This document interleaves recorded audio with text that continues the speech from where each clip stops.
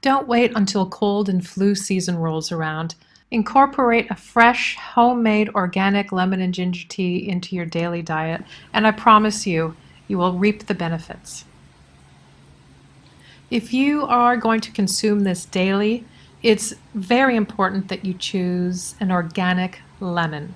It is more expensive, but it's worth it. You should also choose organic ginger. I'm going to use a large knob of ginger because I actually like a spicy tea. I'm also going to eat the ginger when I'm finished with my tea, which is something that I love to do.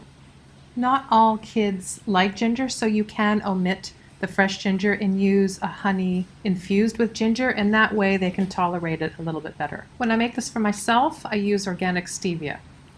Juice 1 lemon and then strain the seeds. You can put the pulp in if you like a pulpy tea. I like pulp, so I'm going to put it in my tea. Peel the ginger with a spoon. It's very easy to do. The peel is soft, it'll come off very easily. Then chop it up into chunks or slice it.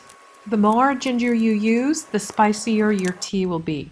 Bring 1 liter of water to a boil. Now give yourself a challenge, a daily challenge, to have 1 liter of this lemon ginger tea every day.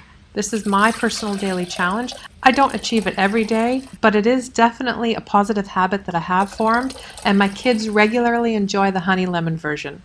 As it starts to boil, you'll notice that it forms a foam or a scum on the top. Just skim off that. That's just the impurities from the organic material.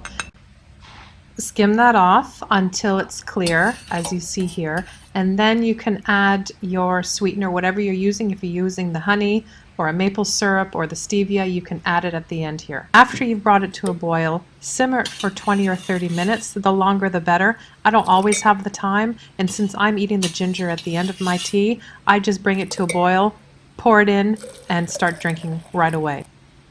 Thank you for watching, and please subscribe to my channel.